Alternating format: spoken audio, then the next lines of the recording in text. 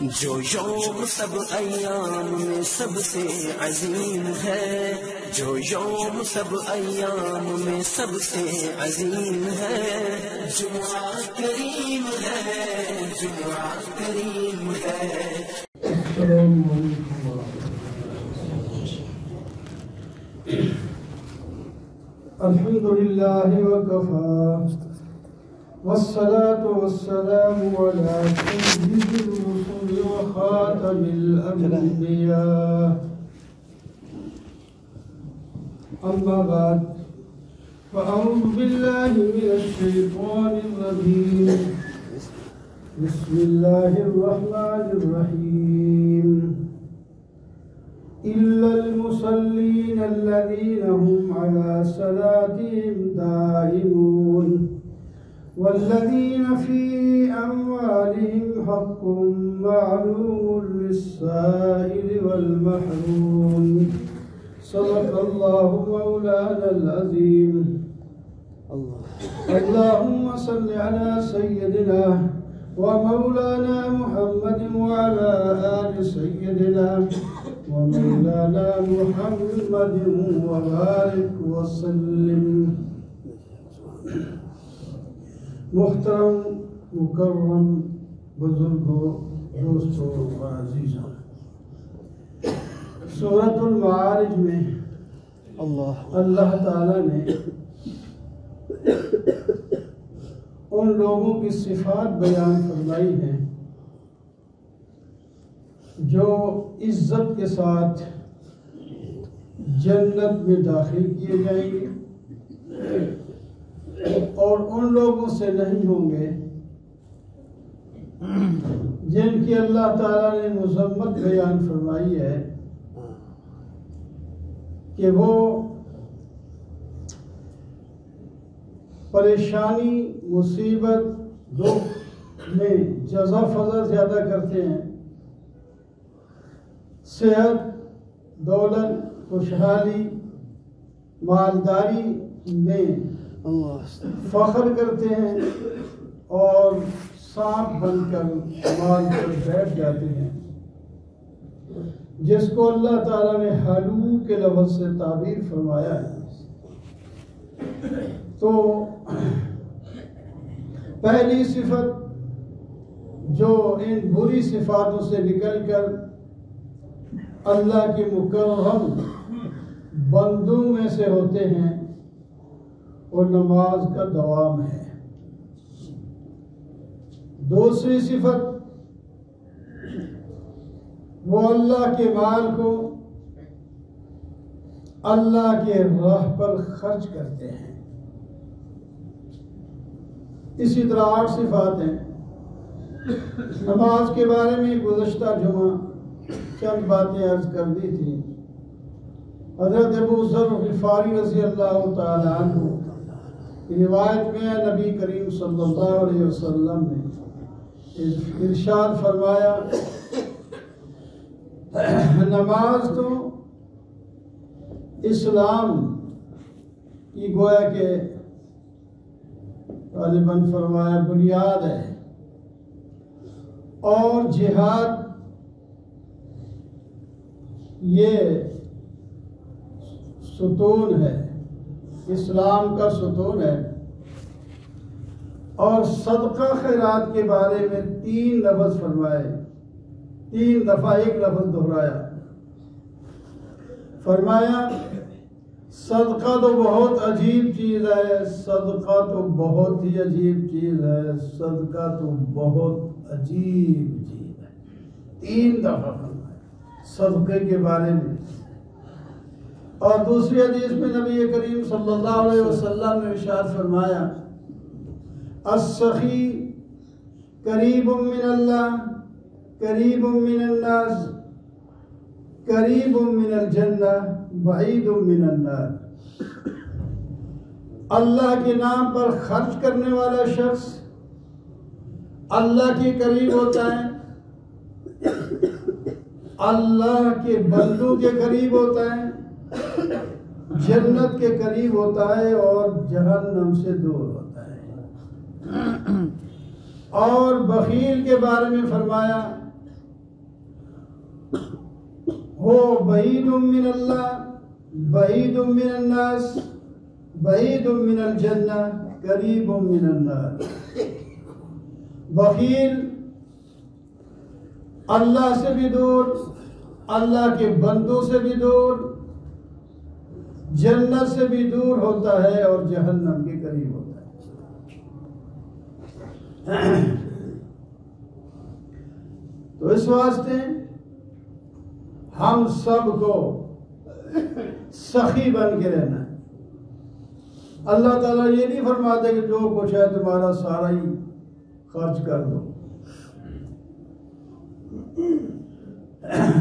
فرض واجب جو ہے تو بہت کم ہے، 40واں حصہ مالے کی نصاب بن جانے کے بعد سال گزرنے کے بعد دینا ہوتا ہے۔ باقی 39 اپنے سارے خرچ بھی نکال لو، اور جو بچ جائیں وہ سال پھر استعمال کرو، سال کے بعد اس کا حساب کر کے 40واں حصہ دے دو۔ یہ کون سا مشکل ہے؟ بہت ہی آسان۔ جن کے پاس کروڑوں ہیں ان کے لاکھوں نکلتے ہیں، لاکھ روپے، ہم لاکھ روپے کروڑ کے اوپر 2.5 لاکھ تو کم از کم آئے گا۔ لوگ پیسے کیسے زکات میں دیں؟ اللہ کے بندے، بات یہ آپ دیکھتے نہیں، آپ کے پاس بچے کتنے ہیں اس کی طرف نظر نہیں جاتی، اور 2.5 لاکھ کی طرف تو جاتی ہے۔ تو باقی 97 کروڑ جو آپ کے لاکھ جو آپ کے پاس پڑے، 2.5 نکل گیا تو باقی اتنے بچتے ہیں نا 97.5 لاکھ۔ تو اتنے وہ بچ گئے، اس کی طرف نظر نہیں جاتی، وہ 2.5 لاکھ کی طرف جاتی ہے۔ وہ بھی احسان کے ساتھ دینا ہے، کسی کو دینا ہے، نہیں جب دیں گے آرام سے دیں گے، نہیں دیں گے کب دیں گے، کل دیں گے، وہ پھر دیں گے۔ مومن کو یہ چاہتا ہے بس، دیکھو قرآن پاک میں اللہ تعالیٰ نے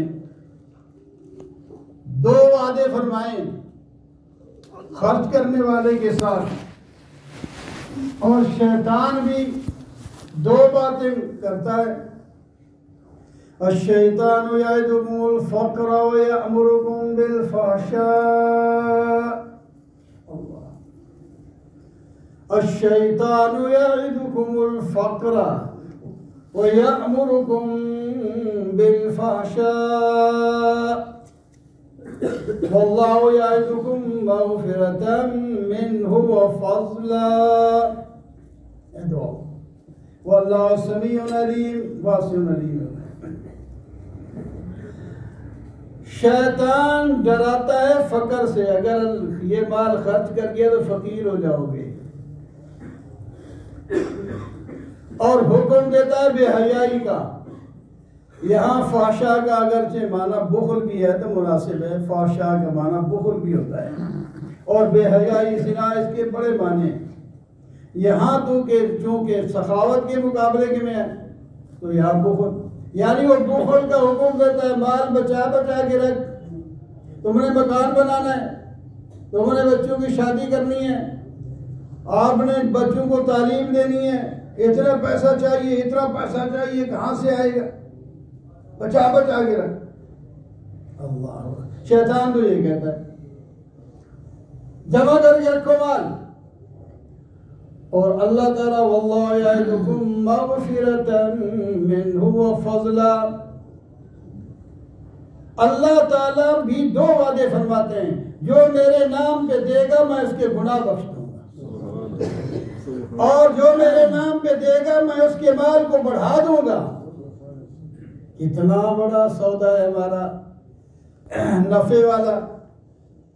واقعات اس پر شاید ہے، ابھی میں تنبیہ الغافلین میں ایک واقعہ پڑھ رہا تھا، حضرت عیسیٰ علی نبینا علیہ الصلوۃ والسلام ایک شخص کے ساتھ جا رہے تھے، وہ عابد تھا، اور اسی علاقے میں ایک شخص بڑا بخیل تھا، بڑا ہی بخیل تھا، یہاں تک کہ لوگوں نے اس کا نام ملعون رکھ دیا۔ یہ لعنتی قسم کا آدمی ہے، مال اس کے بعد بڑا ہے، خرچ نہیں کرتا، ملعون، وہ پورے علاقے میں ملعون مشہور ہے۔ ایک شخص اس کے پاس چلا گیا، وہ کہتا ہے یار میں جہاد میں جانا چاہتا ہوں، میرے پاس سامان نہیں، آپ ایک تلوار دے دیں۔ اسی ملعون کے پاس چلا گیا، تلوار دے دیں۔ اس نے پہلے تو وہی طریقہ اختیار کیا جو پہلے کہا، کوئی نہیں دینا، میرے پاس کوئی نہیں، جائیں آپ ادھر آگے۔ وہ نا امید ہو کے جانے لگا تو اس کو پھر پتہ نہیں کیا خیال آیا، یا اللہ نے ڈال ہی دیا، اس کو بلایا، بھائی ادھر آؤ، آ گیا، یہ لو تلوار، جاؤ۔ وہ تلوار لے کے چلا گیا، آگے عیسیٰ علیہ السلام اور وہ عابد مل گئے۔ حضرت عیسیٰ علیہ السلام نے پوچھا یہ تلوار کہاں سے آپ کو مل گئی؟ انہوں نے کہا جی وہ جس کو ملعون کہتے ہیں نا لوگ، میں اس کے پاس کیا تھا، پہلے تو اس نے انکار کر دیا، پھر پتہ نہیں کیا ہوا، اس نے وہ مجھے تلوار دے دی ہے۔ اچھا، حضرت عیسیٰ علیہ السلام تو خوش ہو گئے، نبی کا کام یہی ہے، ایک بندہ نیکی پہ آتا ہے تو اچھی بات ہے، خوش ہو گئے۔ اور عابد کو وٹ چڑھ گیا، اس کو پسند نہیں آیا۔ وہاں سے جب گزرے اس کے گھر سے، وہ بیٹھا تھا قریب، وہ باہر دروازے کے قریب بیٹھا تھا، تو عیسیٰ علیہ السلام بڑے خوش ہوئے اور کہتے ہیں اس کو، اور وہ اٹھ کے، اس کو ہی پتہ چلا یہ عیسیٰ علیہ السلام ہے، وہ اٹھ کے آیا اور پوری توجہ سے، دھیان سے، غور سے حضرت عیسیٰ علیہ السلام کے چہرے کو دیکھنے لگا اور ہاتھ ملائے۔ عیسیٰ علیہ السلام نے بھی ملا دیے۔ اس عابد کو ہاتھ ملانے لگا، ابھی آپ واقعہ سن رہے تھے پہلے، جب اس عابد کو ہاتھ ملانے لگا تو اس نے اپنے ہاتھ پیچھے کر لیا کہ نہیں، میں اس کو دیکھنا ہی نہیں چاہتا، تو یہ تو ملعون ہے، یہ بخیل ہے، اللہ کا مبغوض ہے، میں اس کے ساتھ اپنا ہاتھ ہی نہیں ملانا چاہتا۔ اس کو چاہیے تھا جب اللہ کا نبی ہاتھ ملا رہا ہے اور خوش ہو رہا ہے تو وہ کون ہوتا ہے؟ لیکن وہ اپنا بزرگی اپنی، اس نے، میں بڑا عابد ہوں، اس واسطے نیکی کرو، کہتے ہیں نیکی کرو دریا میں ڈال، لوگوں کو کہتے رہو کہ میں نے یہ نیکیاں کی ہیں، پتہ نہیں وہ نیکی ایسے کہنے سے تمہاری نیکی ضائع ہو جائے، تم سمجھو کہ ہماری نیکی کری ہے۔ تو اللہ تعالیٰ نے وہی بھیج دی حضرت عیسیٰ علیہ السلام کے پاس، اس شخص کو کہو کہ اس کے ساتھ تو ہاتھ نہیں ملا رہا، میں نے اس کو بخش دیا ہے اور جنت میں یہ تیرا ساتھی ہوگا، تو جنت میں جائے گا تو یہ بھی جنت میں جائے گا، تم دونوں جنت میں جاؤ گے۔ وہ بدبخت کوئی ایسا تھا، اس نے کہا اگر میرے ساتھ اس نے جنت میں جانا ہے تو میں نے نہیں جانا، میں اس کے ساتھ جنت میں نہیں جاؤں گا۔ اتنا اس کو غصہ چڑھا، بڑی نفرت کی، تو اللہ تعالی نے پھر وہی بھیج دی، فرمایا ہم نے اس سخی کو، اس نے جو تلوار دی اور نبی سے محبت کی اور بڑے پیار سے محبت سے آیا اٹھ کے، ہم نے اس کی وجہ سے اس کو معاف کر دیا اور جنت میں بھیج دیں گے، اور میرے فیصلے پر یہ عابد صاحب ناراض ہو گئے، لہذا اب یہ جہنم میں جائے گا۔ جو ملعون کے جہنم والے گھر تھے وہ اس کو مل جائیں گے، جو عابد کے جنت والے گھر تھے وہ اس ملعون کو مل جائیں گے۔ تبدیلی ایسے آ جاتی ہے۔ تو اس واسطے چھوٹی نیکی ہو یا بڑی نیکی ہو، اللہ ہی کے لیے کرے اور کسی کو حقیر نہ سمجھے۔ پتہ نہیں اس کی کوئی ایسی بات اللہ کو پسند آ جائے، اس کی بخشش ہو جائے۔ جس طرح ابو داؤد میں ایک واقعہ آتا ہے کہ ایک دو بھائی تھے یا دوست تھے، ایک بڑا نیکیوں میں لگا رہتا تھا اور کماتا نہیں تھا، دوسرا کما کے لاتا، اور وہ ساتھ اکٹھے کھا لیتے. پھر اس کو دل میں آ گیا یار میں ہی کماتا رہتا ہوں اور یہ ہاں تھوڑا سا فرق وہ گناہ میں لگا ہوتا اس کو روکتا رہتا. وہ دوسرا واقعہ ہے. ایک دوسرا ساتھی اس کا گناہ میں لگا رہتا, یہ اس کو روکتا رہتا یار چھوڑ دے. وہ چھوڑتا نہیں تھا. ایک دن بڑے غصے میں آیا, تجھے اللہ نہیں بخشے گا, تو گناہ نہیں چھوڑتا, بخشے گا نہیں اللہ تعالیٰ. اس نے کہا تو کو ٹھیکیدار ہے, بخشنے والا اللہ بخشے گا, تو کو بخشنے والا آ گیا, نہیں بخشے گا. اس نے جب اس تاکید کے ساتھ کہا تو اللہ تعالیٰ نے اس کے قول کو پسند نہیں کیا. فرمایا یہ جو کہے اللہ نہیں بخشے گا, یہ میری رحمت کا مالک تھوڑی ہے. میں بڑے سے بڑے گناہگار کو بخش دیتا ہوں, اس کو کیوں نہیں بخشوں گا؟ میں تو اس کو بخش دوں گا. اس کو وقت کے نبی سے فرمایا اس کو کہہ دو تیری جگہ جہنم ہے اور اس کی جگہ جنت ہے. ہم نے اس کو بخش دیا. اس واسطے کسی کو حقیر تو نہیں, جو برا کام کر رہا ہے اس کو تو حقیر سمجھنا. برائی تو ہمیشہ برائی ہوتی ہے, وہ حقیر سی چیز ہوتی ہے. یہ نہیں کہ ٹھیک ہے جی کوئی بات نہیں, برائی ہے کوئی بات نہیں, وہ اپنی طرف سے اس کو ختم کرنے کی کوشش تو کرنی چاہیے, نیکی پہ لانے کی کوشش, لیکن اتنا حقیر نہ سمجھ لے کہ بالکل اس کو تو اللہ بخشے گا ہی نہیں اور میں بخشایا ہوں, یہاں سے مارا جاتا ہے. کوشش کرتا رہے, بعد میں آ گیا تو ٹھیک ہے, نہ آیا تو نہ آیا. اور خود اپنے لیے بھی مانگے یا اللہ مجھے اس پر نیکی میں جو رکھا ہوا ہے اس سے طرح رہوں, کوئی پتہ نہیں. اللہ تعالیٰ فرماتا ہے دل میری دو انگلیوں کے درمیان ہے, کبھی یوں موڑ دیتا ہوں کبھی یوں موڑ دیتا ہوں. اس واسطے نیکی میں لگا ہوا تو استقامت کی دعا مانگے, یا اللہ مجھے نیکی میں لگائے رکھ. ان الذين قالوا ربنا الله ثم استقاموا, جو لوگ کہتے ہیں اللہ ہمارا رب ہے اور پھر اس پر ڈٹے رہتے ہیں, جمے رہتے ہیں, وہ جب بننے لگیں گے تتنزل علیہم الملائکۃ الا تخافوا ولا تحزنوا وابشروا, فرشتے آ کر اس کو خوشخبری دیں گے کہ گھبرا نہیں, غم نہ کھا اور خوش ہو جائے اس جنت کے ساتھ جس کا اللہ تعالیٰ نے تیرے ساتھ وعدہ کیا ہے. اب جائے گا سیدھا جنت میں. وَلَكُمْ فِيهَا مَا تَشْتَهِي أَنفُسُكُمْ وَلَكُمْ فِيهَا مَا تَدَّعُونَ. اب جنت میں پہنچ کر جو چاہو سو ملے گا, جو بلاؤ گے ملے گا, یہ ملے گا. تو اس واسطے سخی بن کے انسان کو رہنا چاہیے.